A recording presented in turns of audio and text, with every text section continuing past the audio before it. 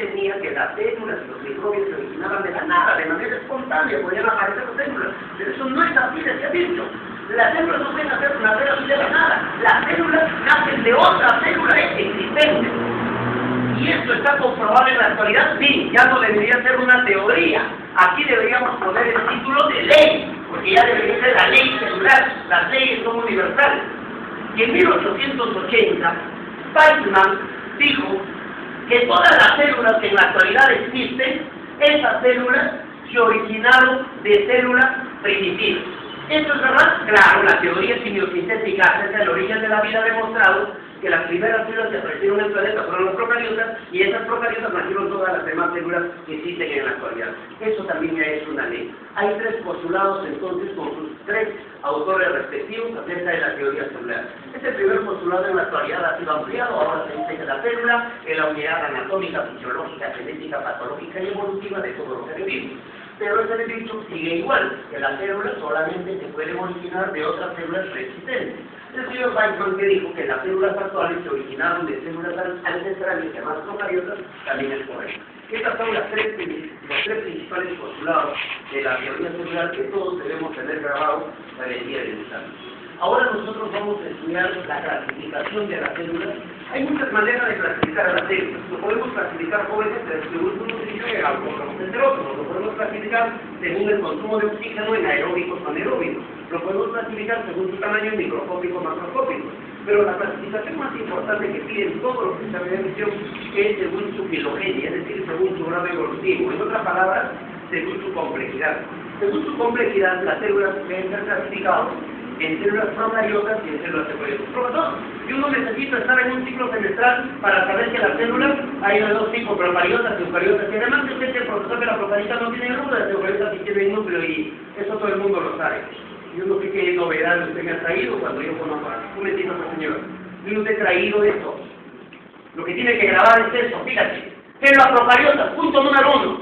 ¿Es verdad que carecen de núcleo? Sí, pero no tienen citoesqueleto. Carecen de microtúbulos, microfilamentos, filamentos intermedios. Además, las células procariotas no tienen sistema de endomembrana, no tienen retículo rugoso, retículo liso, Barthes-Walker, tampoco presentan organelas como cloroplasto, mitocondria, lisosomas, vacuolas, exosomas, etc. Pero lo más importante de las células procariotas es que en su membrana celular no tienen esteroides.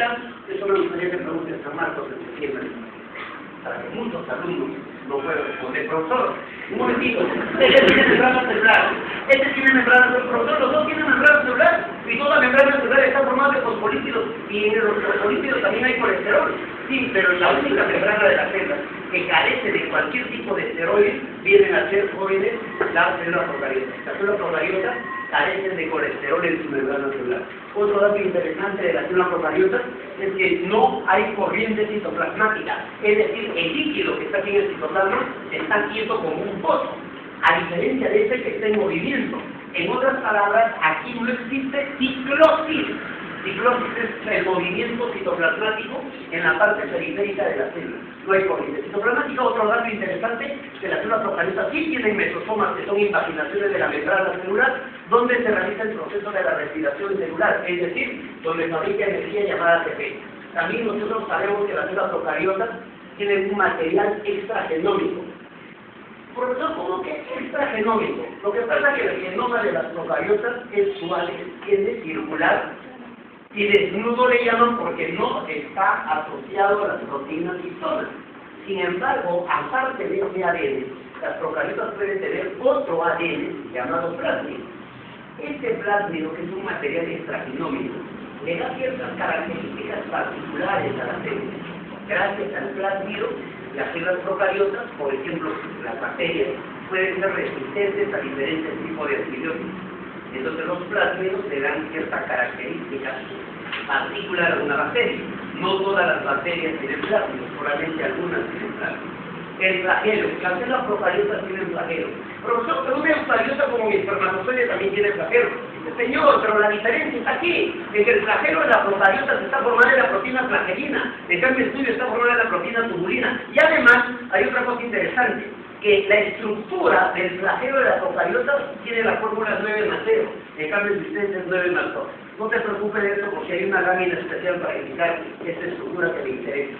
Entonces la proteína es lo que cambia entre una célula procariota y una célula eucariota. También tenemos nosotros que las células procariotas pueden tener fibrils. Estas pequeñas prolongaciones fibrils servirían nada más para la transferencia genética llamada conjugación. La conjugación es cuando una célula que tiene plásmido se la puede pasar a otra bacteria, una copia de ese plásmido, a través de los fibrils.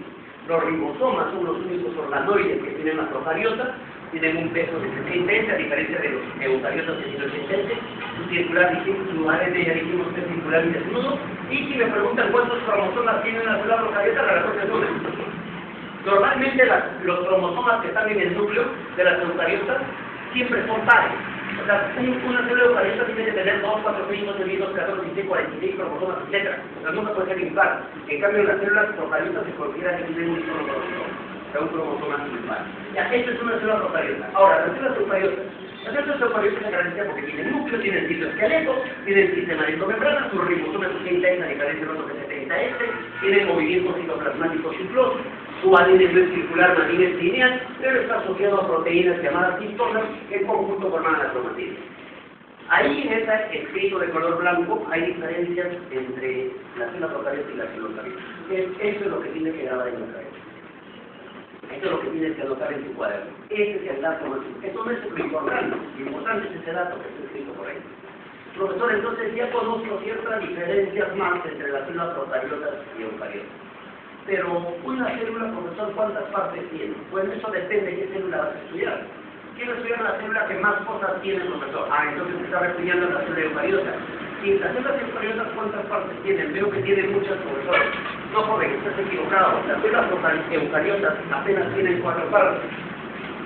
La estructura de una célula eucariota implica una cubierta celular, una membrana celular, un citoplasma y un núcleo. La cubierta celular, que no se observa bien en la pantalla porque está muy mal el equipo, tiene una capa externa de protección, mire, es la cubierta celular. Es lo que separa las células de su ambiente. En las células animales se llama a esta cubierta glucocálida. En las células vegetales se llama pared celular. Pero en general le llamamos cubierta o envoltura celular. Debajo recién está la membrana celular verde. Esta es la membrana celular. Y debajo el contenido coloidal es el citoplasma. Y ahí se encuentra el núcleo. Entonces toda célula tiene cubierta celular, tiene membrana celular, tiene citoplasma y tiene núcleo. Esas son las estructuras. Pero solamente hay un alumno que está sentado aquí, que es muy observador, que se ha percatado de algo. Dime, ¿es lo mismo citoplasma que citosol? ¿Es lo mismo citosol que matriz citoplasmática?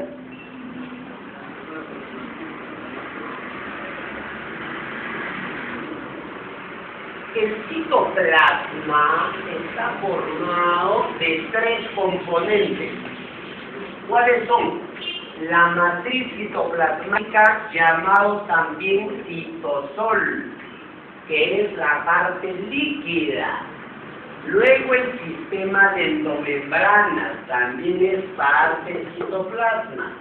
Luego las organelas y luego las inclusiones como el glucógeno y el almidón. Todo forman el citoplasma. Profesor, entonces la matriz citoplasmática, llamada también citosol, ¿es parte del citoplasma? Sí. San Marcos no estudia el citoplasma, ¿sabías? San Marcos estudia a la matriz citoplasmática. Nada más diferencia. No te olvides que el citosol o matriz citoplasmática es parte del citoplasma. Muy bien, ya tenemos entonces las 4 partes de una célula. Evidentemente que San Marcos no te va a preguntar cuáles son las partes de una célula. Lo que te va a preguntar es qué función cumple la cubierta celular.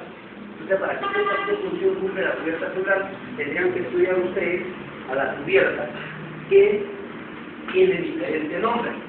La cubierta celular, jóvenes, en el caso de la célula vegetal, se denomina pared celular. Pero en el caso de las células animales se denomina glucocálida. ¿Qué es el glucocálida? Es la pared celular, es la cubierta celular de los animales. ¿Qué es la pared celular? Es la cubierta de la célula vegetal. Profesor, la pared celular, ¿de qué está formado? La pared celular en las plantas, si lo analizamos al microscopio, está formado de unos tubos. Estos tubos están formados de celulosa. La celulosa es un polisacárido que está formado de una cadena de glucosa. La celulosa es el principal componente de la pared celular, pero solamente los alumnos que tienen afición saben que la pared celular no está formada solamente de celulosa. La pared celular está formada de celulosa, de lignina, suberina, de pectato de calcio y pectato de magnesio. Para complicar la vida podríamos decir lo siguiente. Lo que pasa, jóvenes, es que la pared celular, que en realidad tiene tres capas, de afuera hacia adentro son la pared primaria, la pared secundaria y la pared terciaria. La pared primaria está formada de hemicelulosa, la pared secundaria está formada de celulosa, la pared terciaria está formada de lignina y suberina. Solamente tiene tres capas. Este pectato de calcio y magnesio no forma parte de la pared celular estrictamente hablando. Es la capa común para las dos células vegetales vecinas, que sirve como un pegamento. Ahora, la lignina y suberina son impermeables al agua y a los nutrientes. Cuando una célula vegetal va envejeciendo, esa pared terciaria se va haciendo más gruesa y llega un momento en que los alimentos ya no pueden ingresar dentro y la célula muere y todo su protoplasma desaparece y solamente queda un hueco vacío, como una celda. Eso es lo que observó Roberto Hooke en el año 1665 y le nombró el nombre de celda o célula. Pero en realidad una célula no hueca, una célula siempre tiene su protoplasma en el interior. Entonces, fíjense, jóvenes, que en el caso de las células vegetales, a su cubierta celular se denomina pared celular. Pero San Marcos no te va a preguntar de qué está formado la pared de las células vegetales de celular. No te va a preguntar San Marcos, por joven. San Marcos te va a preguntar qué función cumple la pared celular, para que sirve la pared celular de una célula vegetal. Primero, se encarga de darle una protección mecánica. Significa que gracias a la pared celular que es rígida, mantiene su forma poliédrica de la célula vegetal. Otra función de la pared celular es que evita la lisis, es decir, cuando ingresa agua a la célula vegetal, cicla, y podría reventar la célula vegetal nunca revienta, porque la pared celular le da resistencia, es decir, la pared celular evita la lisis. Otra función de la pared celular es que mantiene la forma de la célula, y lo hemos mencionado que las células vegetales tienen formas poliédricas siempre, y nunca cambian su forma gracias a la pared celular. La pared celular evita el ingreso de microbios. Por lo un momentito, las plantas se pueden enfermar. Acá todos escucharon comentarios a la primera día de clase acerca de los viroides. Los viroides son trozos de ARN que pueden causar infecciones a la planta. Sin embargo, la pared celular le sirve de protección a las células vegetales para que no ingresen microbios. Pero también la pared celular es muy permeable. Profesor, la membrana celular también es permeable. Por favor, ¿puedes leer bien? Una cosa es permeable, otra cosa es semipermeable. Profesor, la pared celular es permeable o semipermeable. ¿Aquí qué dice? Permeable. ¿Y qué dice permeable? Que deja pasar todo lo bueno y lo malo por unos orificios llamados plasmodesmos que tienen en su interior. Deja pasar agua, deja pasar polutos, etc. Ya, esa es la función de la pared celular. Para eso las plantas tienen pared celular. Profesor, ¿y el glucocáliz? El glucocáliz solamente lo tienen las células animales. ¿Y la pared celular quiénes tienen? Las células vegetales. Profesor, ¿las células vegetales son las únicas que tienen pared celular? No, los hongos también tienen pared celular, pero está constituido de quitina, que es un polisacárido. Las algas diatomeas también tienen pared celular, pero está formado de mineral silicio. Las bacterias también tienen pared celular, pero está formado de mureína o peptidoglutano. Las arqueobacterias también tienen pared celular, pero está formada de pseudoglutano. Mureína. Un momentito, me he dado cuenta de todo lo que está escrito con celeste, que es la composición química de la pared celular. Cómo va cambiando de organismo a organismo. En cambio, los que tienen glucocáliz son los animales. ¿Nosotros somos los únicos que tenemos glucocáliz? No, también los protozoarios tienen glucocáliz. Y el glucocáliz de qué está formado nosotros, de pequeñas cadenas de azúcares. Vamos a suponer que es de la membrana de tu célula, esta es la célula animal. Y el glucocáliz está hacia arriba. Profesor, ¿pero cuál es? El que está hacia arriba, por joven. ¿Pero cuál, profesor? Ahí nosotros observando una especie de ramas de árbol, ya, ese es el glucocáliz. ¿Y de qué está formado este glucocáliz? De pequeñas cadenas de azúcares. O sea que son oligosacáridos. ¿Y para qué sirve el glucocáliz? Igual que el otro, la pared celular también mantiene la forma de las células animales. No. Punto número 1. Gracias al glucocáliz, las células de los animales tienen identidad celular. Es decir, gracias al glucocáliz, las células tienen antígeno celular. Profesor, eso explique porque la verdad no le entendemos nada. Jóvenes, el glucocáliz es como el DNI de cada célula. Gracias a ese DNI, las células pueden reconocerse que pertenecen al mismo país, que son peruanos. Una célula de tu cuerpo, ¿por qué no pelea con otra célula de tu cuerpo? ¿Por qué no se atacan entre ellos? ¿Por qué no se hacen daño? Porque dicen, ¿cómo nos vamos a hacer daño si los dos pertenecemos al mismo cuerpo? ¿Y cómo sabemos que los dos pertenecemos al mismo cuerpo? Compara con tu glucocáliz, con el mío. ¿Cómo somos? Iguales. Y entonces pertenecemos al mismo cuerpo.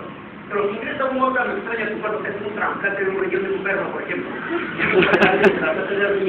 resulta que a los pocos meses el riñón del perro empieza a ser atacado por las células de su cuerpo y el injerto va a estar rechazado. ¿Cómo tu cuerpo se ha dado cuenta que ese riñón era de perro? ¿Cómo? Mediante el glucocáliz. El glucocáliz del riñón del perro tiene diferente composición química al glucocáliz del humano. Entonces, cuando yo hablo de identidad celular, quiero decir que gracias al glucocáliz, las células se reconocen que pertenecen al mismo cuerpo. ¿Qué pasaría, niño del fondo, que estás contemplando a tu amiga del costado? Si las células de tu piel pierden su glucocáliz, entonces las otras células de tu cuerpo creerían que es una célula extraña y la atacarían. Y las células de tu piel empezarían a morir.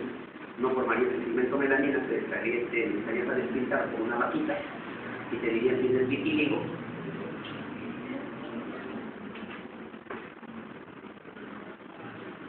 No me repiten nunca, has escuchado la palabra vitíligo, mire. Hay una niña que tenía como asombro. Entonces, profesor, el vitíligo, yo he visto un señor en la calle, profesor, que estaba despintando su piel. Y yo no le di la mano porque no me vaya a contagiar.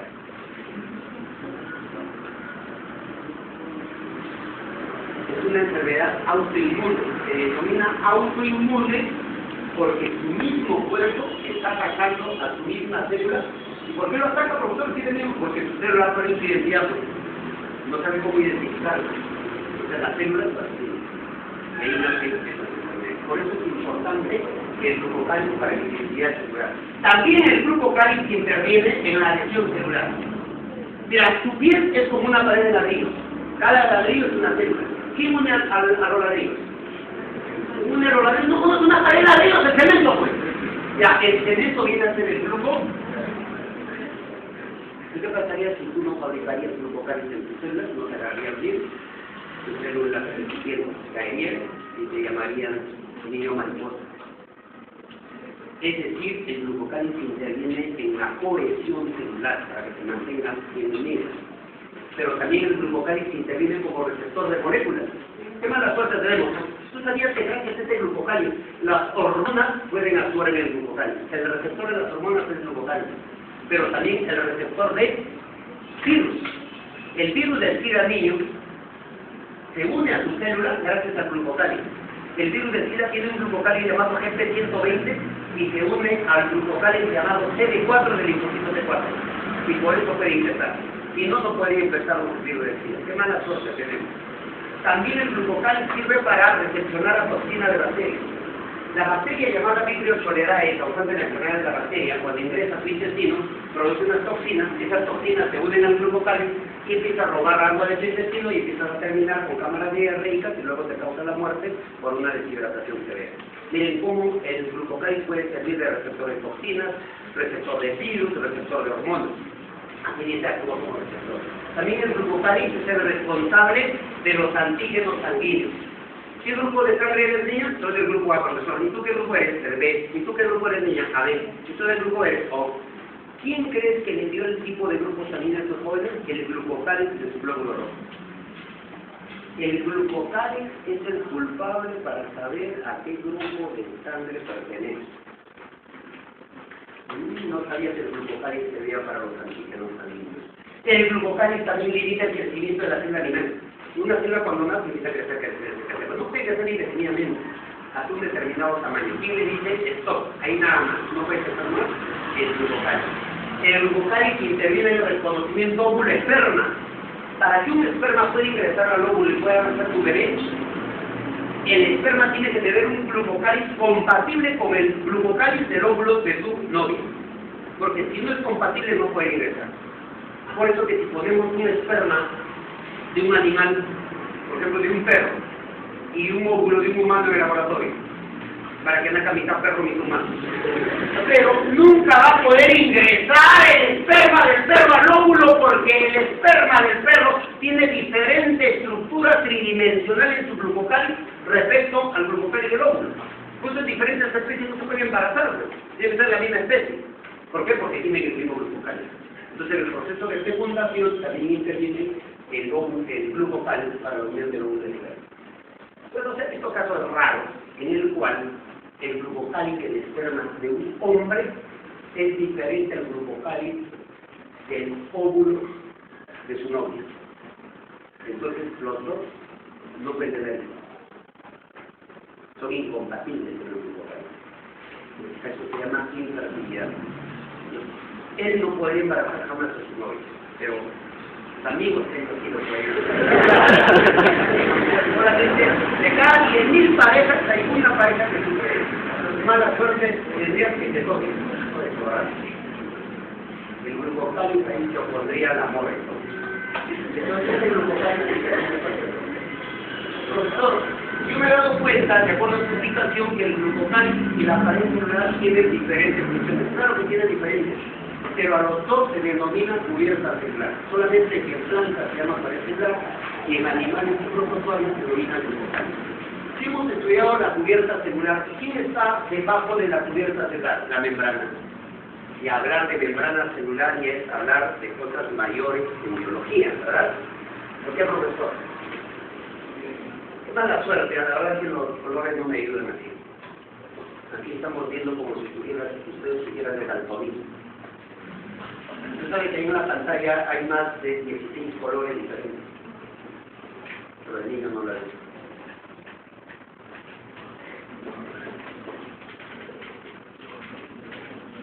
A ver, profesor, ¿qué pasó aquí? En primer lugar, San Marcos te pide joven, que aprendas.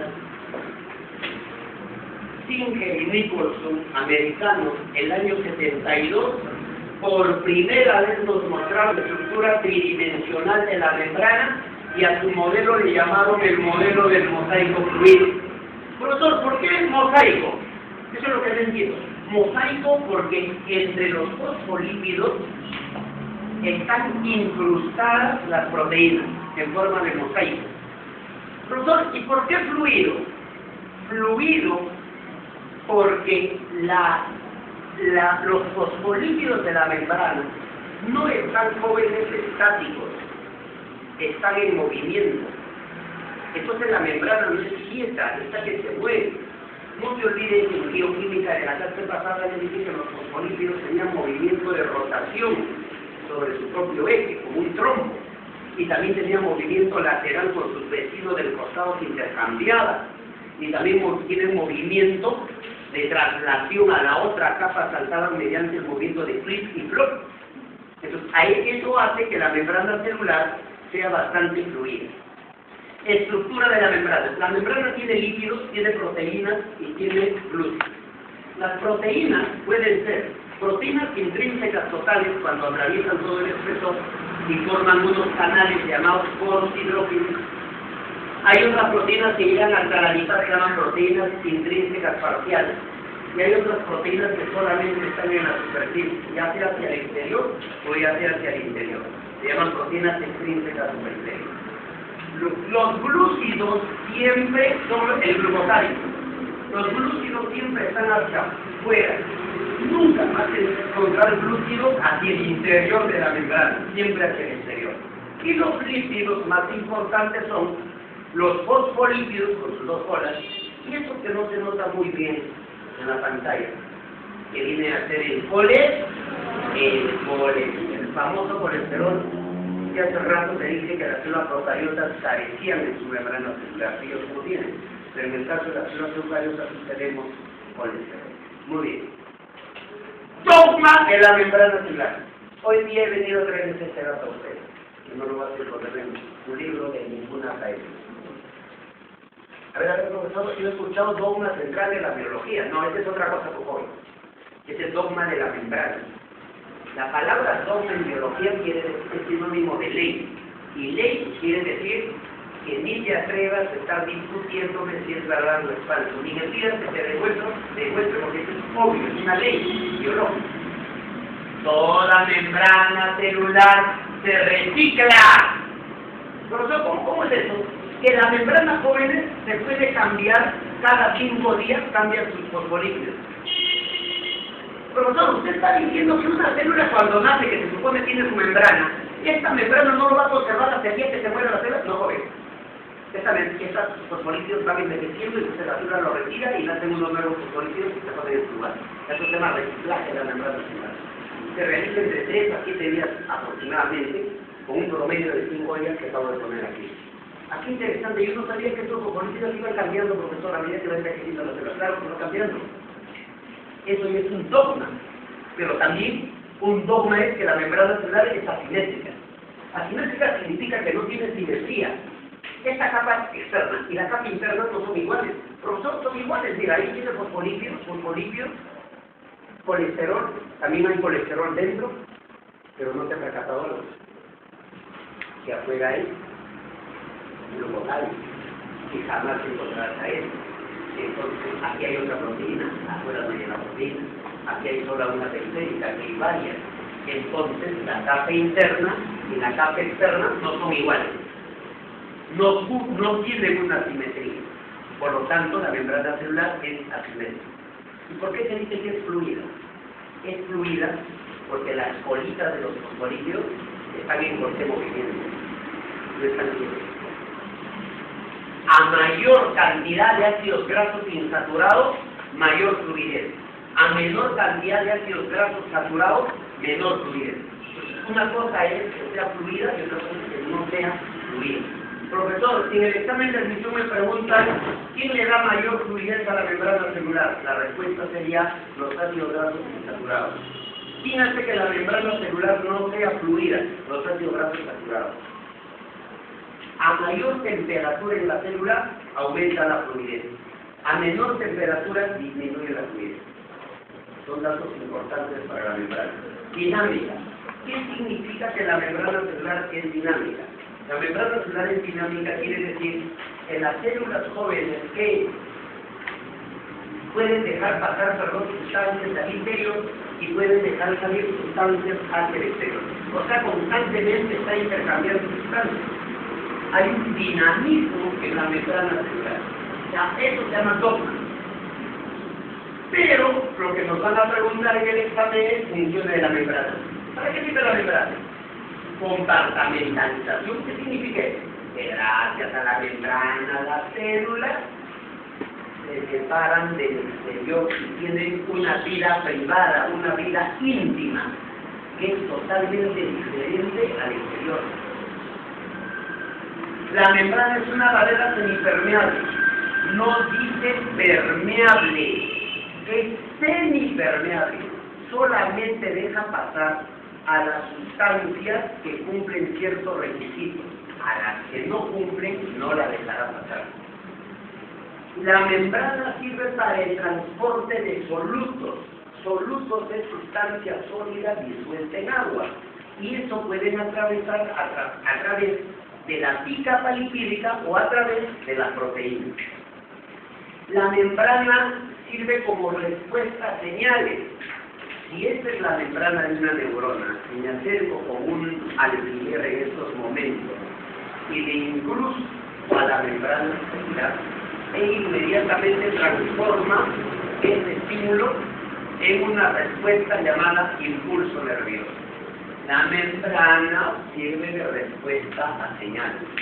La membrana interacciona con células, es decir, gracias a la membrana que tiene glucócares, las células se podrían reconocer que pertenecen a la misma especie. La membrana le da identidad celular a la célula. Eso ya lo hemos explicado gracias al glucócares.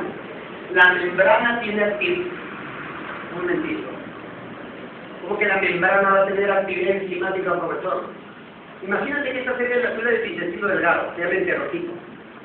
Este es el interior de la célula y este es el exterior, o sea, este es el tubo digestivo. Por aquí están pasando sus alimentos. Vamos a suponer que es consigue papa. ¿La papa, profesor, contiene almidón? Sí. ¿Y el almidón es un polisacárido? Sí. ¿Está formado aquí una cadena de glucosa? Por supuesto. Entonces toda la cadena está pasando por aquí. La papa. Mire esta proteína periférica. Ya que esta proteína periférica dice, papá, un momento de periférica. Así entero no puede seguir su camino. Te tengo que degradar. Yo me llamo amidasa. Y lo empieza a cortar en trozos de dos. Esos trozos de dos se llaman maltosa. Y la maltosa sigue su camino.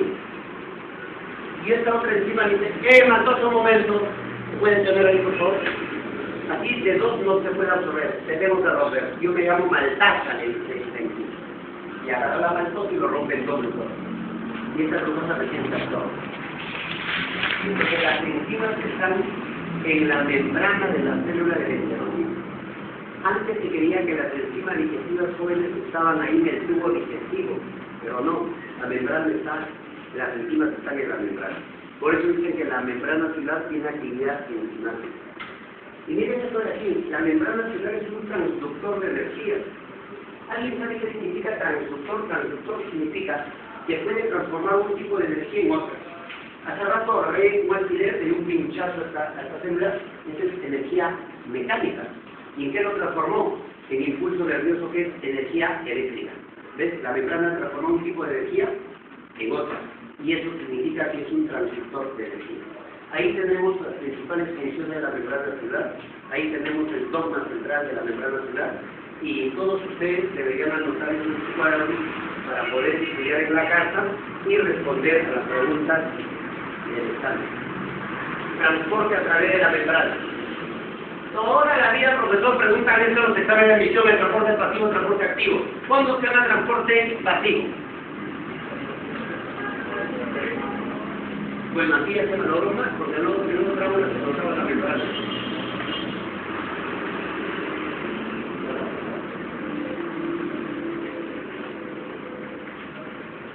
A ver, voy a interpretar, ¿se imaginan, jóvenes? Pero cuando copias, en su USB va a salir normal.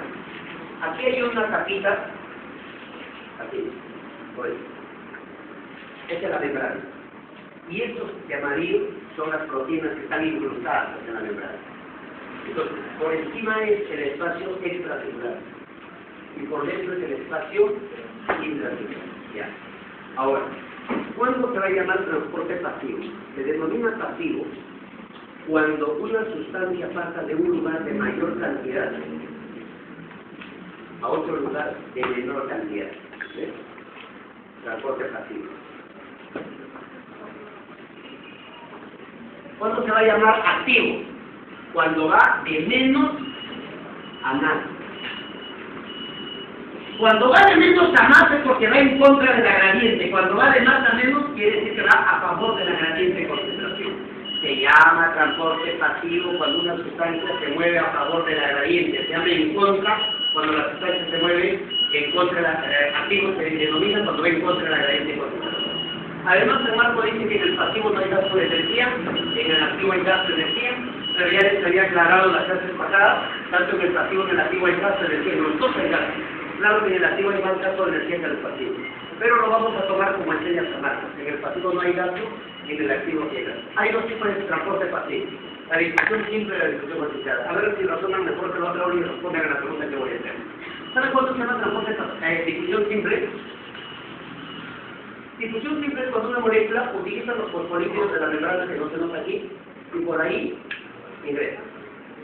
Eso quiere decir que esa sustancia tiene que ser liposoluble, o sea, se puede disolver en líquidos, por eso pasa por los líquidos.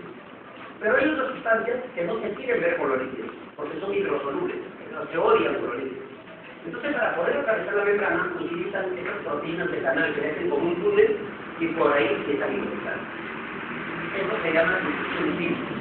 ¿Quiénes pueden pasar por difusión simple utilizando proteínas? El agua. Cuando pasa el agua se llama ósmosis. Y cuando pasan los iones se llama diálisis.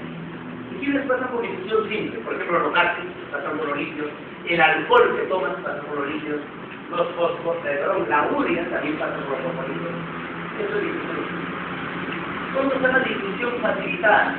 Difusión facilitada es cuando una sustancia utiliza una proteína para poder ingresar hacia el interior.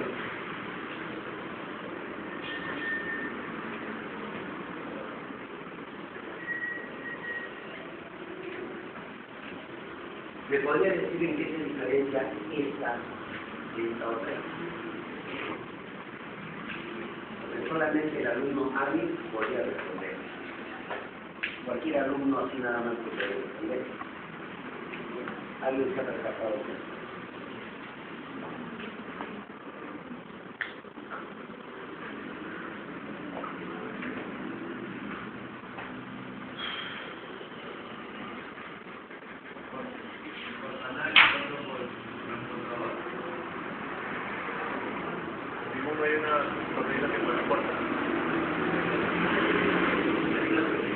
Más o menos sospecho, profesor, que en este caso, en la difusión simple se utiliza proteínas.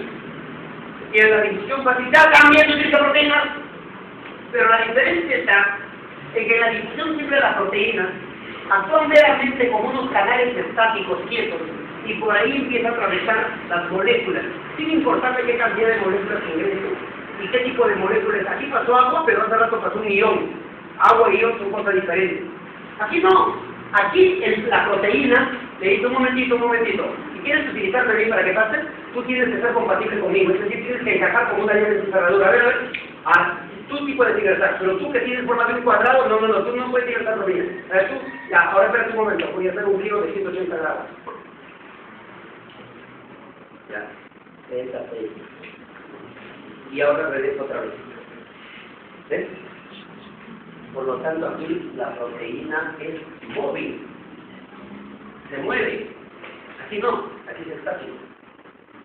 Entonces, esa es difusión simple. ¿Y esto qué cosa es difusión facilitada? Por ejemplo, la glucosa ingresa por difusión facilitada. Y su proteína se llama los GLUT. GLUT significa transportador de glucosa. Y luego los aminoácidos también utilizan transferasos para poder ingresar. Por difusión facilitada. En cambio, el agua utiliza esta proteína para ingresar. Es osmos, es difusión simple. Cuenta. No es lo mismo difusión simple que difusión facilitada. Son dos cosas diferentes. Aquí, por ejemplo, mira lo que le han puesto. Difusión facilitada le han puesto los dos, y los dos no es difusión facilitada. Una cosa es difusión simple y otra cosa es difusión facilitada. Estos dos son difusión simple. Y esta es difusión facilitada. Aquí hay un error.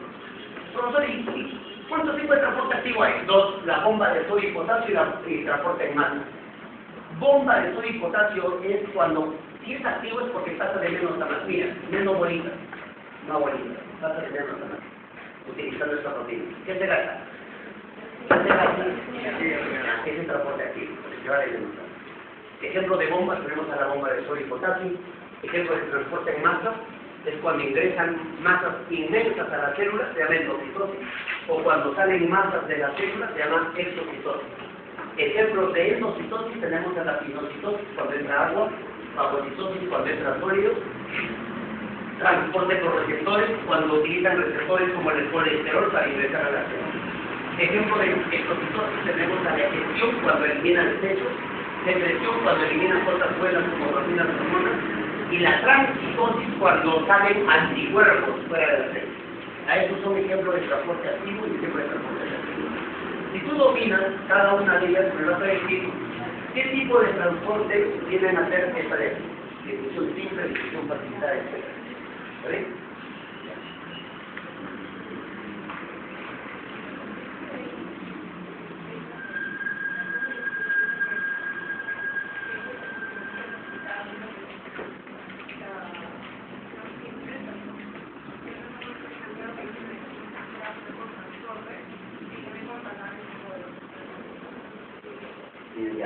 Ahora su compañera me dice que la difusión facilitada no solamente es por proteínas transportadoras, sino también por canales de poros. Pero este canal no se refiere a este canal, porque este también es un... Ahora vamos a ver este canal que me estás preguntando. Justamente se va a dejar para que respondan. Empezamos. Lámina 1, me responde, ¿sabes? ¿Qué tipo de transporte es ese? Y luego, ¿qué tipo de transporte es el segundo? Y luego el tercero. Espérate, te voy a repetir. El tercero, ¿quiénes son los agentes, señor? Ya, vamos a empezar. Primero, empezamos con el primero. Cura, ya, es. Pasivo. No me decís pasivo, ¿por qué era?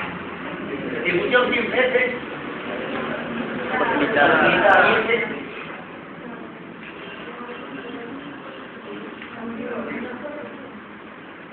¿Cómo va a ser activo si no ingresado? Ella no puede ingresar porque no cumple los requisitos, porque es que la membrana es semi-permeable, solamente deja faltar a los que cumplen ciertos requisitos, a los que no. Ya, acá. Nombre. Nombre y nombre. Y agente, a ver.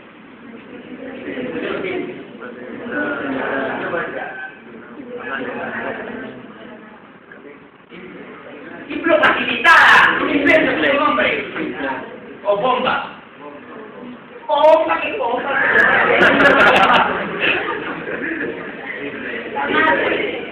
Simple. Cuando pasan iones se llama diálisis. La diálisis es un ejemplo de difusión simple. Ahora mira aquí mismo.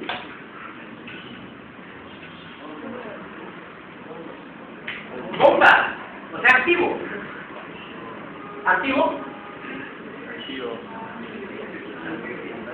Si decía ATP, tiene que ser activo. ¿Qué tipo de activo? ¿Bomba o transporte de masa? Bomba de protones o bomba de sodio y potasio. Ya, y el sodio ingresa sale. ¡Sodio! El potasio, ¿cuánto sodio sale? ¿Y cuánto potasio ingresa? Siempre es en esta cantidad equimolar. Siempre.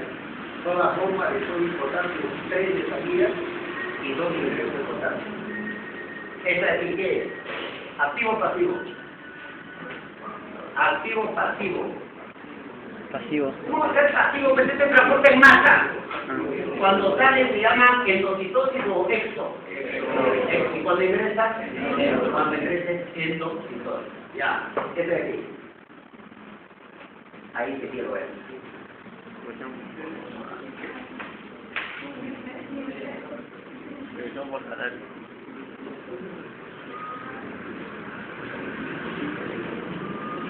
Difusión simple o difusión facilitada. Los dos. ¿Cómo hacer los dos?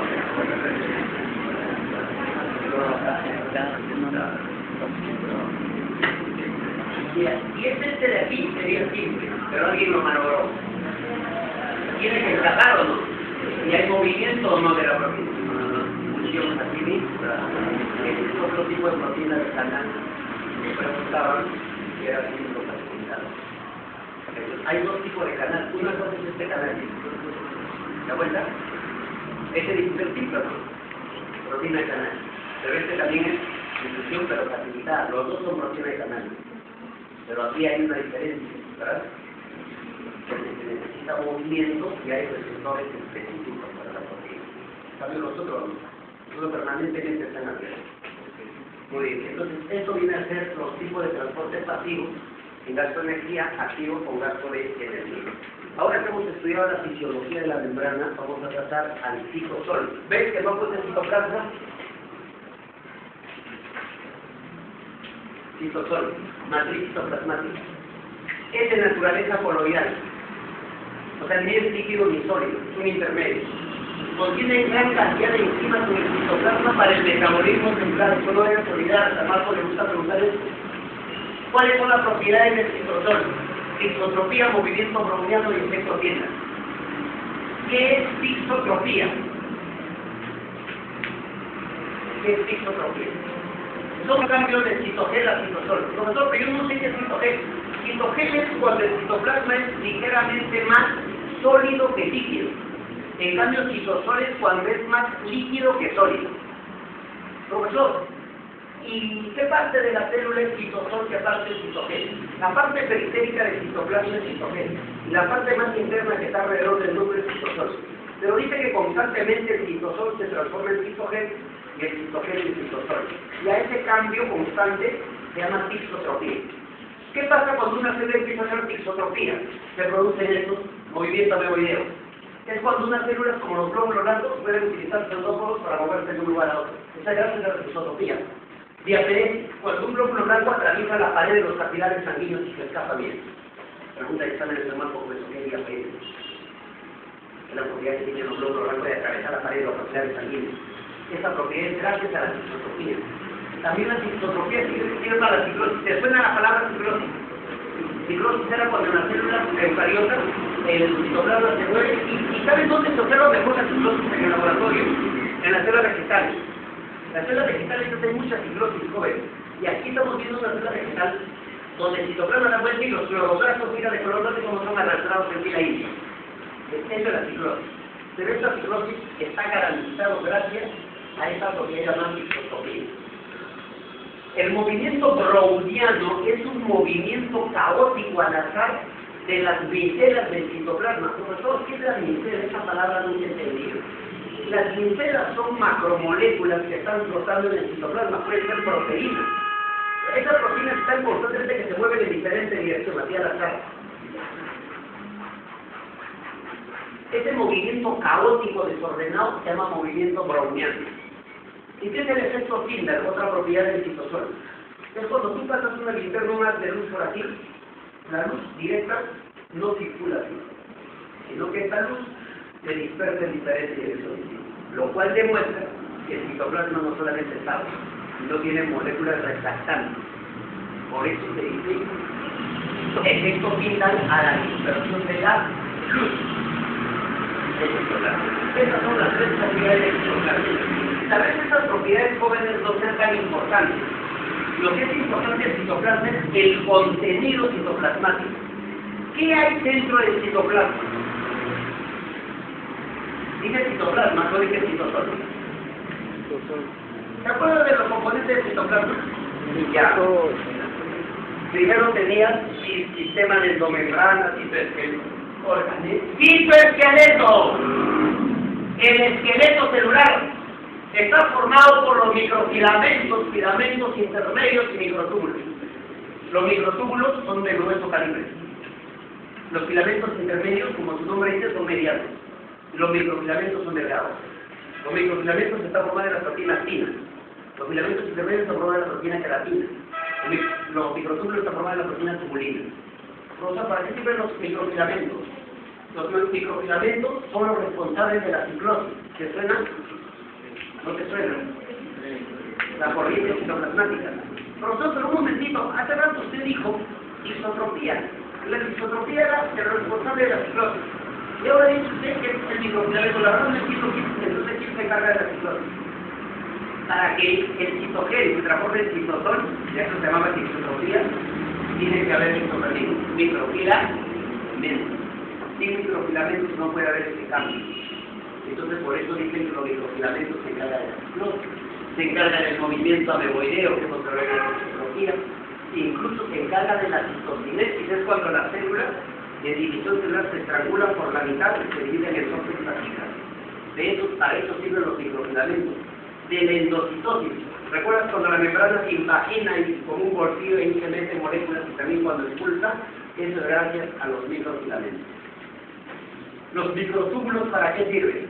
Miren, esta es la membrana de una célula superior e inferior, eso es el citoplasma. Estos son los microtúbulos de color celeste. Gracias a los microtúbulos que son tubos gruesos, las organelas se mantienen en su posición correcta, o sea, sirven de sostén, los microtúbulos. Aparte de sostener a las organelas, estabilizan o mantienen la forma de la célula. Y también los microtúbulos forman parte de los cilios, parte de los flagelos, y los centriolos también están hechos de microtúbulos. Aquí interesante, hasta aquí estoy viendo un centriolo que es como un tubo, pero este centriolo tiene varios tubitos largos, cada tubito es un microtúbulo. Y esos microtúbulos están formados de esas bolitas que vienen a ser las proteínas llamadas tubulinas. Y aquí tenemos también a los centriolos, y los centriolos también están formados de microtúbulos. Por eso los microtúbulos forman a los centriolos de los flagelos. Bien, el citoesqueleto entonces, que es el armazón de la célula, está formado por tres componentes: microfilamentos, filamentos intermedios y microtúbulos. Y después del citoesqueleto, ¿qué más encontramos en el citosol, profesor? Encontramos el sistema de endomembrana. Y en el caso del sistema de endomembrana, son 4 los componentes: la carioteca, el retículo endoplasmático rugoso, el retículo endoplasmático liso y aparte Golgi. Primero tienes que aprenderte los 4 componentes. Profesor, ya no aprendí. Ya, ahora tienes que saber qué función cumple cada uno de ellos. Tienes que entender uno. Profesor, esa membrana. Esta es la carioteca. Fíjate que tiene poros para que se comuniquen con el citoplasma. Y en su superficie tiene esas bolitas azules. ¿Y qué son esos, profesor? Esos son los ribosomas.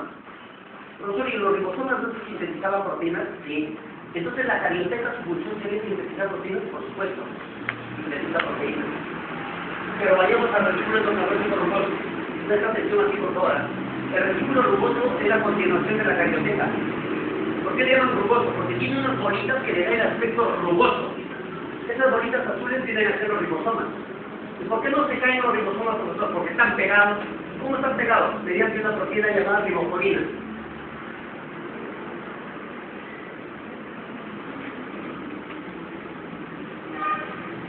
ribosomas son proteínas de anclaje de los ribosomas hacia la membrana de los retículos rugosos.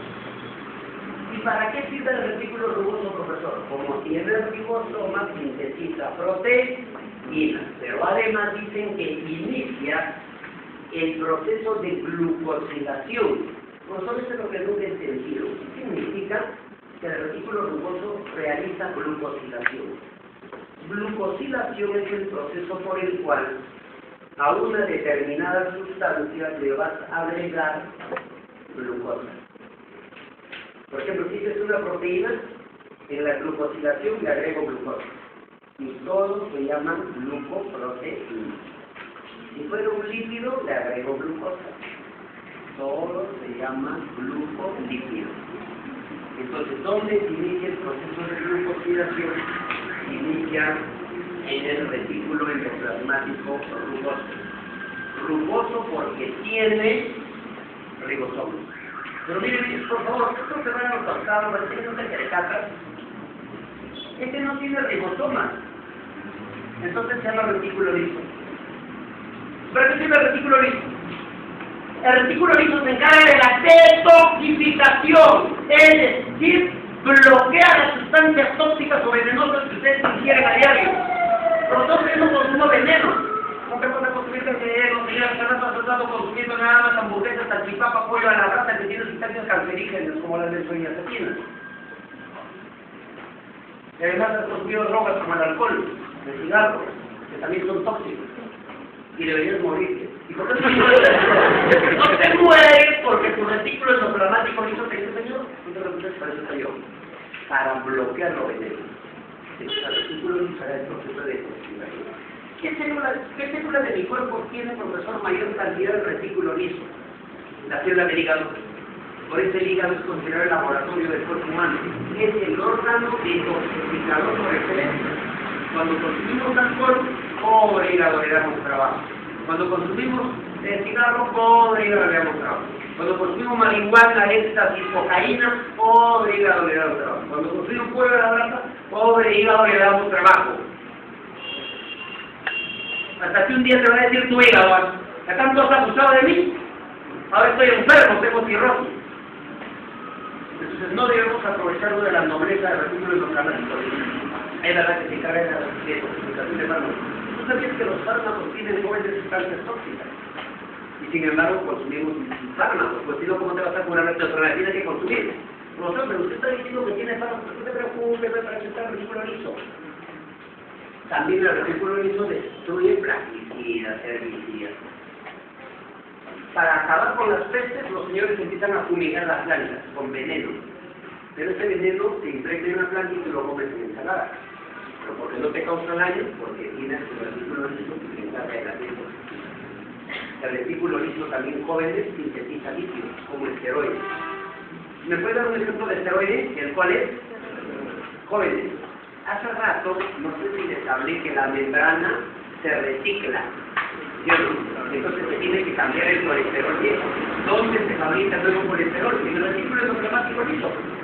De ahí salen también los fosfolípidos. También el retículo liso se encarga de la glucogenolisis. Profesor, eso siempre no he entendido. ¿Qué es glucogenolisis? Cuando el glucógeno, que es una molécula grande, se degrada hasta glucosa.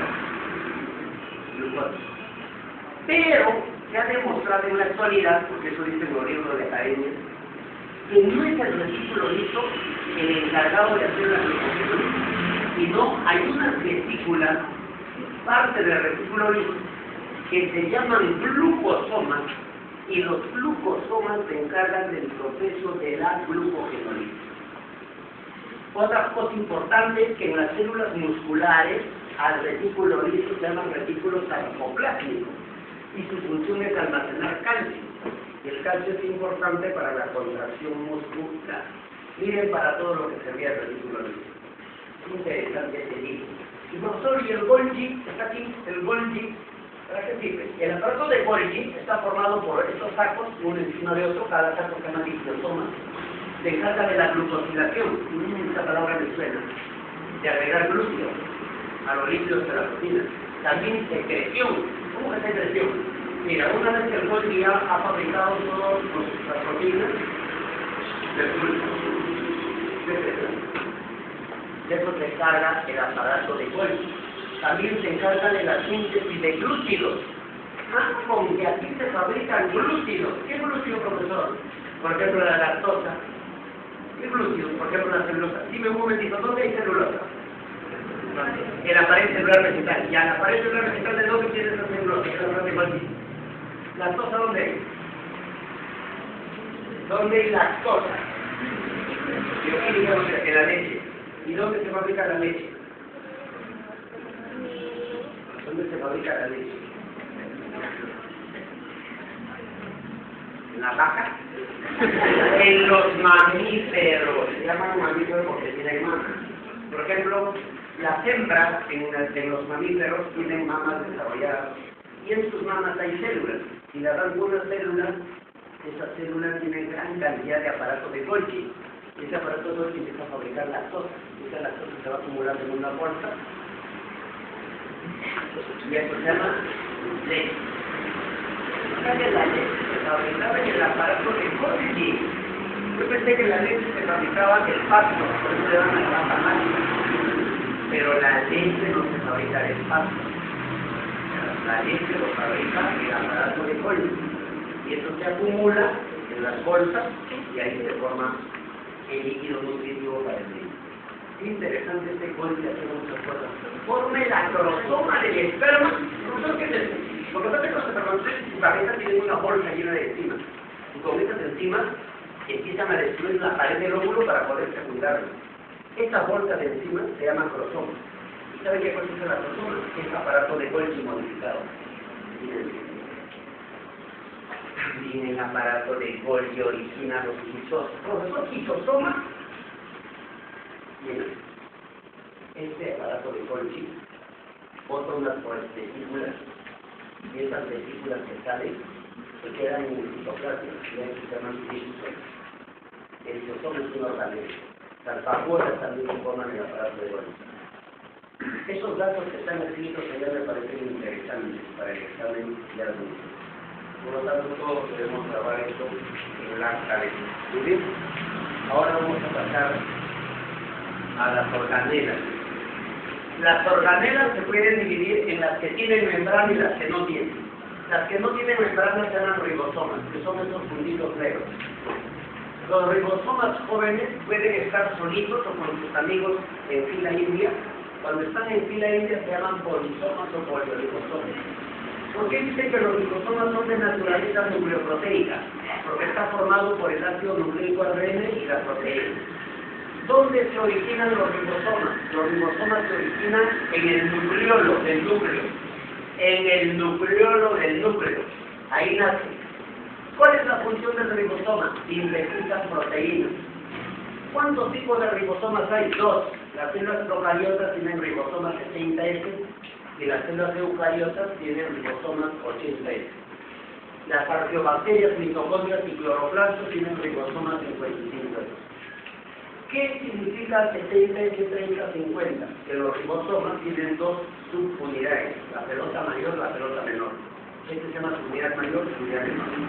En el caso de las bacterias C70S, la subunidad mayor es la 50S y la subunidad menor 30S. Profesor, pero 50 más 30 puntos debería dar 80.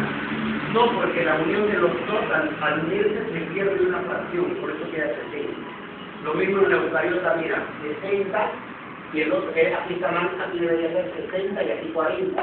60 más 40 debería ser 100. Y sin embargo, ¿por qué es 80? Porque al unirse 60 más 15 pierde una fracción y queda como 80. Entonces hay dos tipos de ribosomas, de las procariotas es 60S y de las eucariotas es 80S y de las arqueobacterias es 55. Mira qué interesante, ¿eh? Nombre más su sinónimo. ¿Dónde se origina? ¿Cuál es su función y tipo de ribosoma? Aquí nada más concreto lo mínimo que debes saber de los ribosomas y también debes saber de los centrosomas. Este sí es un dolor de cabeza para ti. Yo casi estoy seguro que no hay ningún alumno que sepa en qué se diferencia un centrosoma de una centrósfera, de un centriolo y de un microsoma. Sí, profesor, porque todos los libros ponen centriolo, centriolo. Y el nombre no es centriolo. El nombre es centrosoma. Que no es lo mismo que centrósfera. Ya me confundí, profesor. ¿Puede decir que es un centrosoma, profesor? Bien. El centrosoma es una organela de las células que no tiene membrana celular, o sea, organela no membranosa. Y te voy a mostrar aquí un último. Aquí está. Una de las suerte que no se observa muy bien. Ahí está. ¿Cuál es el centrosoma, profesor? Es aquí. Pero ¿cuál, profesor? Es esta familia. Los profesores me explican. Estos son jóvenes.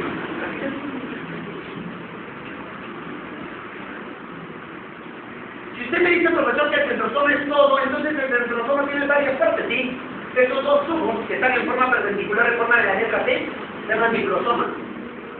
Esta masa de color gris que se observa alrededor como una pelota que es coloidal y está presente en la proteína tubulina se llama centrósfera.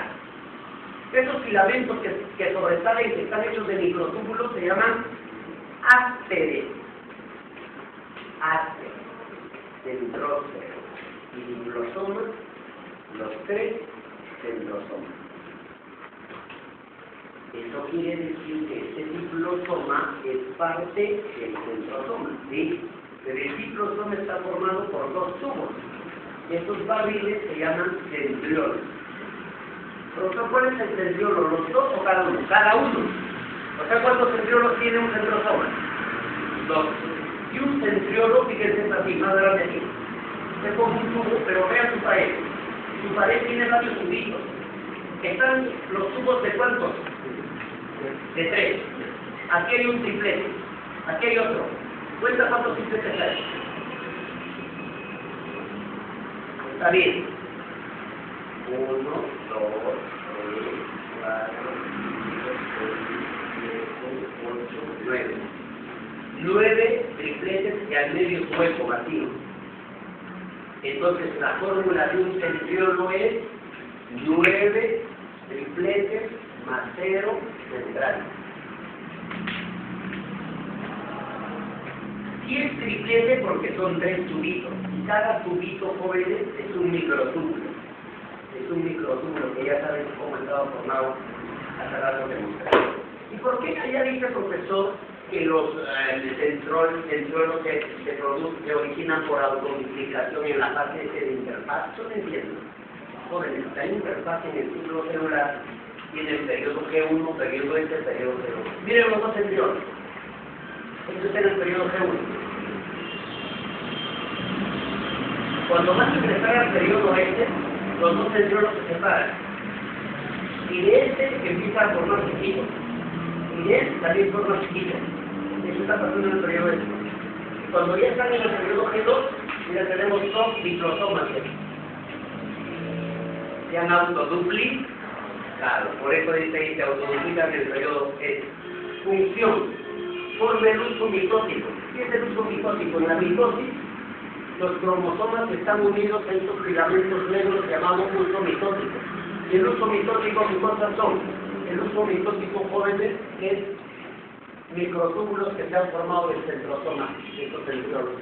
Por eso dice que el centriolo forma el uso mitótico. Los centriolos también forman a los cilios y a los flagelos. O sea que tu cilio y tu flagelo se ha originado del centriolo. A esos centriolos que originan se llaman cuerpo basal o cinetosoma.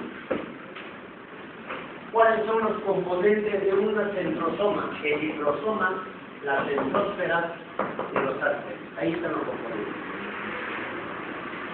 La verdad, estos datos va a ser un poco difícil que me encuentre en un libro y sería bueno, pero no sé si cuaderno. Profesor, estos son de centriolos, ¿no? Yo aquí no lo he escuchado como centriolo, pero me he enterado que es centrósfera. Cilios y flagelos, otras organelas y membranas. ¿Para qué sirven los cilios y flagelos? Se encargan de la locomoción, o sea, del movimiento celular. Del movimiento celular. Ejemplo, el espermita. Quiero que veas este esperma. Tiene flagelo, profesor, para moverse así. Pero no hay ningún alumno en esta aula que sepa las partes de un flagelo. ¿Cómo que las partes de un flagelo, profesor? ¿Se llama flagelo? No, joven. El flagelo tiene dos partes, ¿sabías? el cinetosoma y el axonema. El cinetosoma es este collar y el axonema es este látigo celeste. Ah, yo pensé que esto era el flagelo. No, a los dos se llama flagelo. Al cinetosoma también le llaman cuerpo basal. Le llaman también blefaroplasto. Esta palabra siempre no está bien, es que detrás. Profesor, ¿pero qué es el cinetosoma? ¿Qué es lo que...? Espérate, niño, con calma. Te voy a explicar. Mira. Voy a agarrar la cola de este esperma. Aquí está, mira, este es el cero. Y es así. Mira, voy a poner así. Su cabeza es mi puño. Esta es la cola.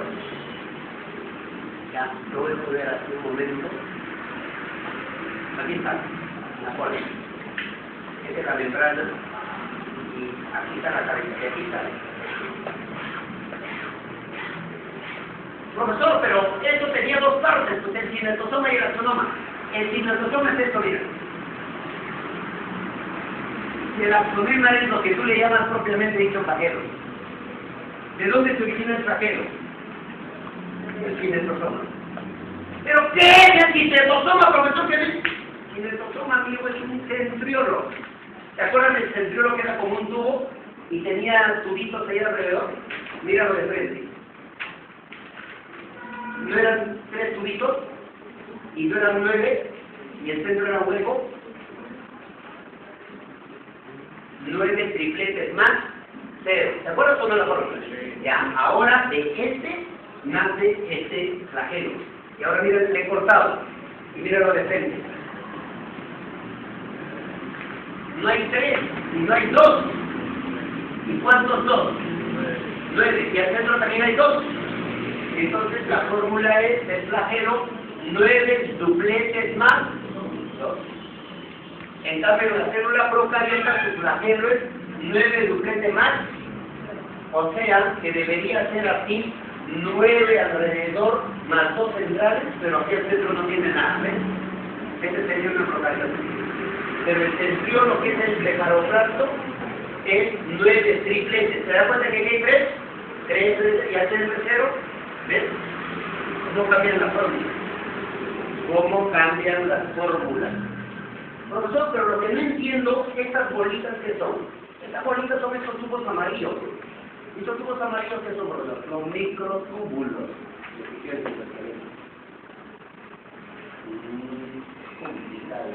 Profesor, si un flagelo es así 9 más 2, ¿el cilio también es 9 más 2? Sí, el cilio tiene la misma estructura que el flagelo. 9 dupletes más 2. En cambio, el centriolo es 9 tripletes más 0. Una cosa es centriolo y otra que es flagelo. Y no se olviden que el centriolo origina flag, solamente que el centriolo cambia de nombre. ¿Cómo le llaman? Cuerpo basal o blefaroplasto. Muy bien, ahora estudiamos las organelas membranosas. Empezamos con la mitocondria. ¿Qué les parece? Mitocondria. Según la teoría de Margulis, se originaron de bacterias primitivas. ¿Y cómo se han dado cuenta que la mitocondria antes era bacteria? Porque tiene todo lo que tiene una bacteria. Tiene ADN circular desnudo, tiene ribosomas 60S. Interesante. ¿Y su ADN circular tiene zonas? No. ¿Tiene ribosomas? Sí. Tiene doble membrana, la membrana externa y la membrana interna, casi estas invaginaciones. A estas invaginaciones llaman crestas mitocondriales. Ahí está la cadena transportadora de electrones llamados citocromos, donde se va a realizar la síntesis de ATP, pero vamos a estudiar en otra clase especial. También se ha demostrado que las mitocondrias eran bacterias porque las bacterias ustedes que se dividen asexualmente por bipartición, o sea, se cortan por la mitad y nacen no bacterias. Miren esta mitocondria. Mira lo que se está partiendo por la mitad. Aquí tenemos dos mitocondrias. Eso se llama bipartis. Así se reproducen las mitocondrias dentro de la célula. Aquí también estamos viendo una fotografía real cómo se está cortando por la mitad. Es para que nazcan dos mitocondrias. Es interesante. Función de las mitocondrias, profesor, se encargan de la respiración celular. Aparte de eso, se encargan de la beta-oxidación. ¿Qué es eso de la beta-oxidación? La beta-oxidación es el proceso por el cual se fabrica la acetilcoenzima en los ácidos grasos. A partir de los ácidos grasos se fabrica la acetilcoenzima. Eso se realiza la mitocondria. Bueno, no estoy detallando mucho la mitocondria porque vamos a estudiar en la clase de respiración celular. Lo mismo que los cloroplastos, no voy a detallar, pero vamos a estudiar en fotosíntesis. Profesor, yo me confundo cloroplastos con plastidios. Ten cuidado, hijo, para el examen. El nombre general se llama plastidio. Según la teoría de Marculi, hace millones de años una célula le ingresó una bacteria y esta bacteria se transformó en mitocondria. Y luego le ingresó una cianobacteria y esta cianobacteria se transformó en cloroplastos. Vamos a ver que los cloroplastos también eran bacterias, ¿sí? Por eso tiene todo lo que tiene la bacteria. Tiene ADN circular, no lo tiene ribosomas 70, igual que la mitocondria. Tiene doble membrana, tiene tilacoides para la fase luminosa, tiene estroma para la fase oscura de la fotosíntesis. Así se realiza el proceso de fotosíntesis. Para que este plastido, este fotosíntesis se desarrolle. Profesor, ¿y qué pasa si un día no le doy luz? Si no le das luz, su cloroplasto se degenera. Y a eso se llama etioplasto. ¿Qué es un etioplasto? Es un cloroplasto degenerado por falta de estímulo lumínico. ¿Cuántos tipos de plastidios hay? Dos, los plastidios fotosintéticos y los plastidios no fotosintéticos. Los plastidios fotosintéticos tenemos al cloroplasto, que es el más conocido, con clorofila. Tenemos a los rodoplastos, no se nota aquí, que contienen el pigmento rojo llamado picoeritrina. Tenemos a los geoplastos, más conocidos por su pigmento fucosantina. Tenemos a los xantoplastos, ejemplo tienen las xantosis. Los plastidios inactivos, los que no hacen fotosíntesis. Entonces, ¿para qué servirían? Almacenan pigmentos cromoplastos. Puede almacenar anaranjado, rojo, amarillo, azul. O hay plastidios llamados leucoplastos que almacenan sustancias de reserva. Almacenan almidón, almacenan aceite, almacenan proteínas y almacenan minerales. Miren los dos tipos de plastidios. Una cosa son los plastidios fotosintéticos y otros son plastidios no fotosintéticos. En los plastidios fotosintéticos tenemos en los cloroplastos. Las plantas tienen gran cantidad de cloroplastos. Profesor, y nosotros hemos mencionado rodoplastos, eso están en las algas. Las algas no utilizan cloroplastos, sino rodoplastos y otros plastidios. Ahí realizan los fotosíntesis. Lisosoma, más conocido como el estómago de la célula. ¿Dónde se originan los lisosomas? Del aparato de Golgi, pero sus enzimas vienen del retículo rugoso. Función de los lisosomas: se encarga de la digestión, de la autofagia, de la autólisis y de la apoptosis. Tipo de lisosomas: lisosoma primario, lisosoma secundario y lisosoma. Profesor, eso es lo que nunca he entendido.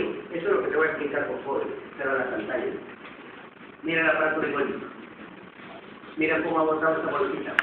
Este es el lisosoma. El lisosoma se origina en la parte de Golgi. Tiene sus enzimas dentro, los puntitos negros.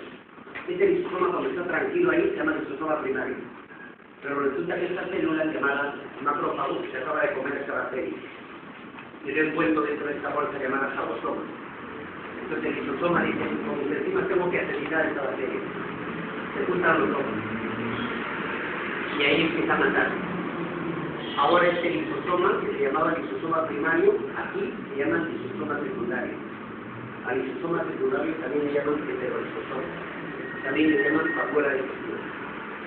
Una vez que termina de matar, tiene los desechos en su interior.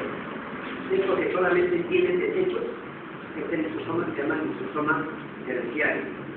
Le llaman también vesícula residual. Esos desechos o bien lo eliminan al exterior, o a veces lo elimina dentro de la célula. Entonces ahí tenemos los dos tipos de lisosomas: primario, secundario y terciario. Profesor, ¿y por qué dijo usted que el lisosoma se encarga de la digestión? Porque digiere todo lo que come la célula. Pero ¿por qué dijo que se encarga de la autofagia? Auto a sí mismo, fago comer, se come a sí mismo. Las células en emergencia se pueden comer a sus propias partes. Por ejemplo, el lisosoma está comiendo esta mitocondria para que de ella tenga energía. ¿En qué caso se come, profesor? Cuando la persona está en estado de inanición. Es decir, no come alimentos. El señor que está en huelga de hambre 7 días. Ahí sus células están haciendo autofagia. ¿Y por qué dice que el lisosoma se encarga del autólisis? Líquido rompimiento, más conocido como el suicidio celular. Imagínense que esta célula, por culpa del verano y de los rayos UV, se ha transformado en célula cancerígena. Entonces esta célula dice que mala suerte, estoy enferma, la puedo contaminar a mis amigas que están a mi costado. No, prefiero suicidarme antes de contaminar. Entonces el lisosoma encárgase de matarlo. El lisosoma disuelve su membrana y todas las enzimas digieren a la célula y la célula revienta. Eso se llama autólisis. ¿A qué se denomina niño? Retírate el aula, por favor. Retírate el aula. ¿A qué se denomina apoptosis? Muerte celular programada. Imagínense que yo soy una célula joven. Toda célula nace con una bomba en su interior. Esta bomba tiene programados las horas, los minutos y los segundos contados de su vida. A esta célula le han dicho, célula, tú vas a vivir 48 días, 28 minutos, 30 segundos. Cuando pasan los 48 días y 30 segundos, es como si la bomba estallara dentro y la célula muere. Pero a eso se llama muerte celular programado a apoptosis. ¿Cómo es el mecanismo?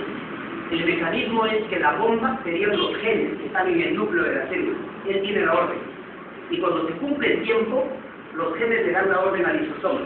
Y el lisosoma hace estallar esta célula. ¿Y qué hace el lisosoma? Toda su membrana se disuelve y las enzimas empiezan a atacar a todas las células y la célula muere. Todas las células de tu cuerpo jóvenes normalmente hacen apoptosis. O sea, tienen muerte celular programada. Entonces, quiere decir que las células no pueden vivir toda la vida. Nacen como, por ejemplo, los glóbulos rojos, el tiempo de vida es 120 días, 4 meses. Y ahí están condenados a morir. Esa es la muerte celular programada, y ahí tiene que ver, jóvenes, los lisosomas. Entonces, fíjense que el lisosoma cumple funciones de digestión, funciones de autofagia, autólisis, etc. Y hay 3 tipos de lisosomas que hay que grabar bien en la cabeza. Vacuola. La vacuola, jóvenes, en las células vegetales está más desarrollada. En los animales se llama vacuola. Y su membrana de las vacuolas se llama citoplasma. Las vacuolas, todo el mundo dice, sirve para almacenar agua. Sí, pero no solamente almacenar agua, puede almacenar desechos, puede almacenar pigmentos, puede almacenar sustancias de reserva. También la vacuola, jóvenes, condensa exceso de agua a la célula, es decir, retiene para que la célula no explote, es como un osmoregulador. Tú sabías que en el caso de los protozoarios, su vacuola es bastante particular. Miren esta fotografía. Tiene forma como de un girasol más o menos. A esta vacuola le llaman vacuola pulsátil o contráctil.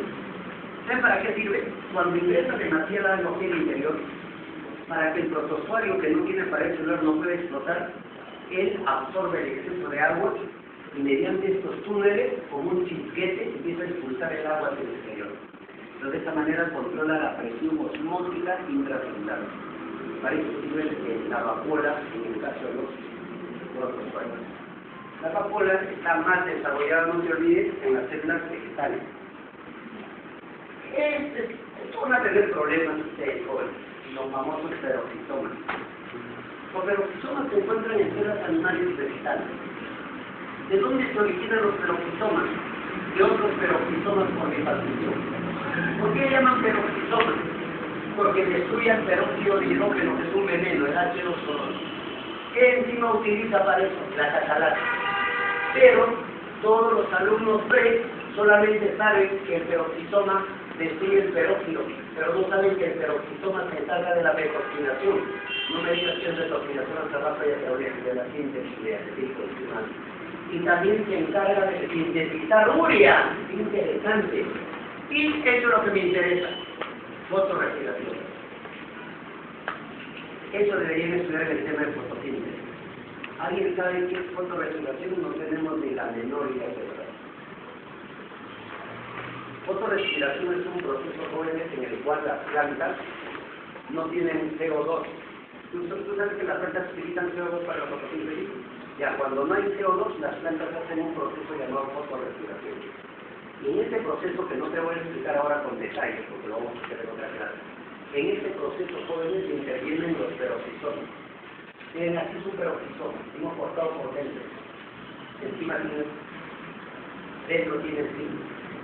Esto es el proceso de la fotorrespiración, te vuelvo a repetir, no voy a explicar con detalle, pero ahí interviene en este proceso de fotorrespiración, intervienen los peroxisomas.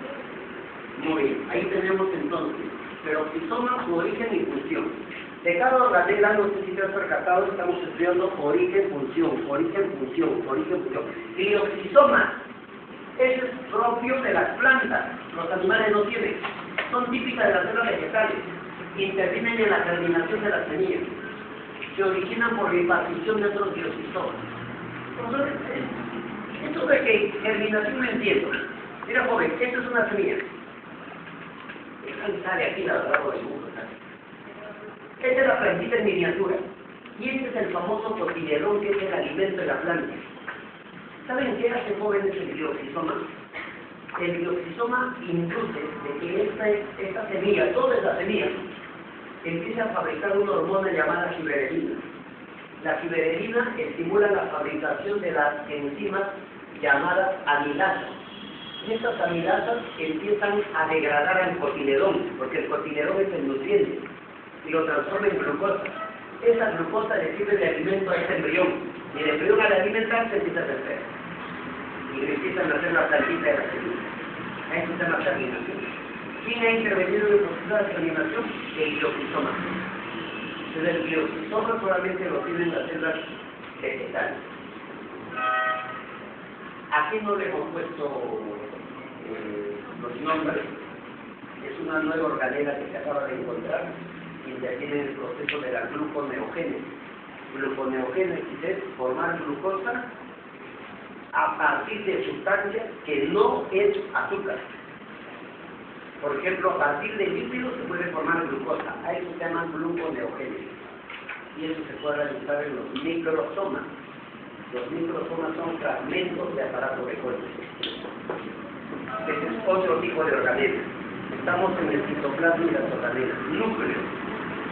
El núcleo de las células jóvenes tiene 4 partes. Su membrana se llama carioteca. Y el líquido interno se llama carioplasma.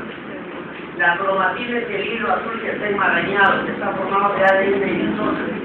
Y el nucleolo es esta parte de ahí. Todo núcleo tiene carioteca, carioplasma, cromatina y nucleolo. ¿Cuál de los 4 crees que es el componente más importante del núcleo? ¿Cuál crees que es el más importante? La cromatina, pues, niño, la cromatina. La cromatina está formado de ADN, que son los genes, y de la proteína llamada histones. Ya sabemos que en septiembre San Marcos va a preguntar sobre la cromatina. ¿Y qué va a preguntar, profesor? Las cromatinas son proteínas. Están formadas por proteínas tectónicas ricas en arginina y lisina. Sus unidades básicas se llaman nucleosomas. A ver cómo es eso. Mira, todo eso es la cromatina. Está formado por esta cadena de pelotas. Cada pelota se llama nucleosoma. Un nucleosoma está formado por el hilo verde que se llama ADN y 8 pelotitas que se llaman proteínas histonas. Esas pelotitas se llaman histona 2A, histona 2B, histona 3 y histona 4. Hay 2 de cada uno, por eso es un octámero. La histona 1 no forma parte del nucleosoma.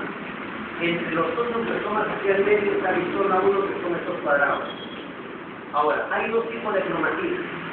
La cromatina verdadera y la cromatina falsa.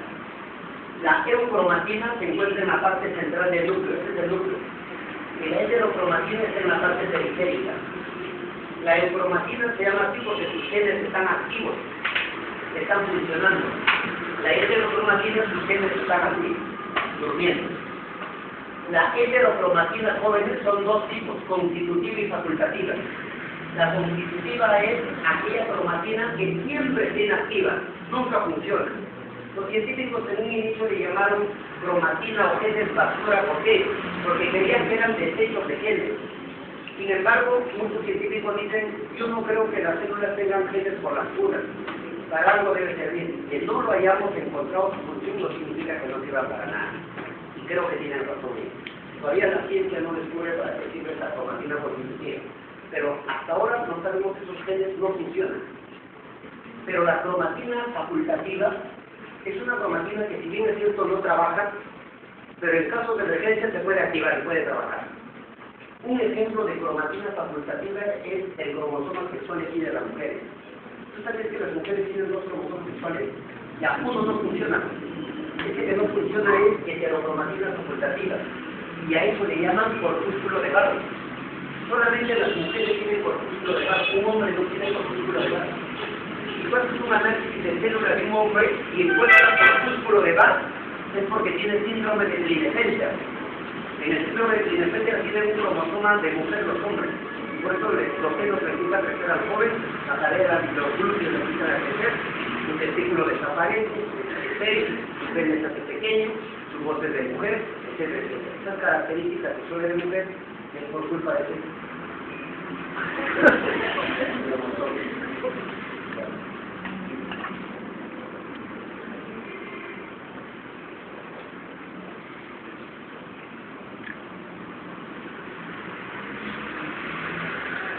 Cromosoma.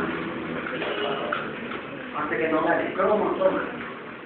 El señor Sutton, en 1902, jóvenes, dijo: en los cromosomas están los genes. ¿Y esto es verdad, profesor? Sí. Un cromosoma está formado de dos brazos.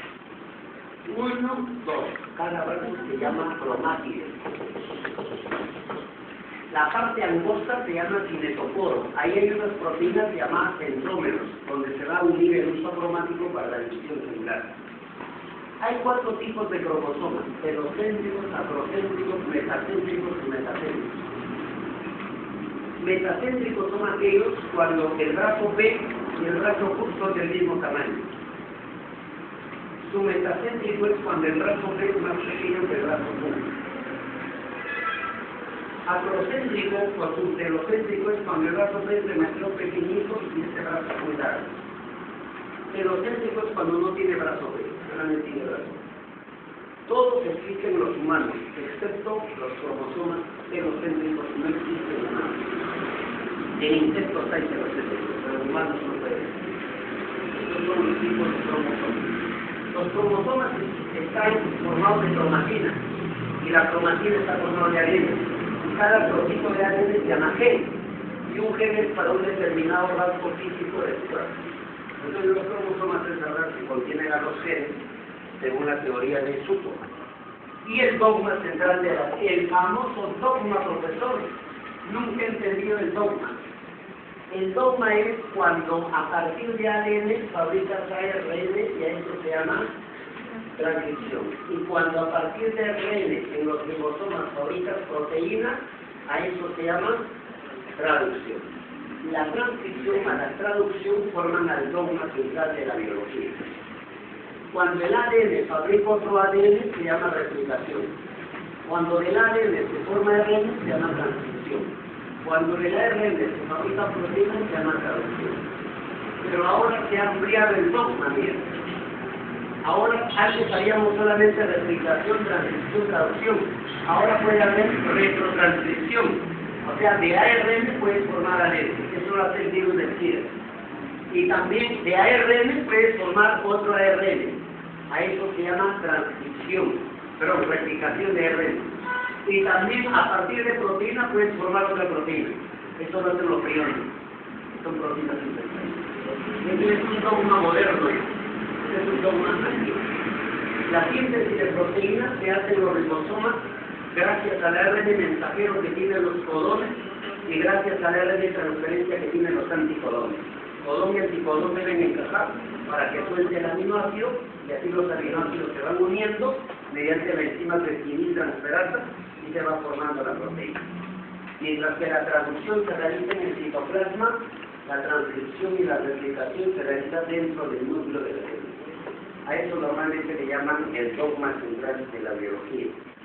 Y hay diferencias entre células animales y vegetales. ¿En qué se puede diferenciar una célula animal de una célula vegetal? Las células vegetales tienen pared celular, los animales tenemos glucocálidos. Las células animales tienen centriol, las vegetales no tienen centriol, tienen casquetes polares.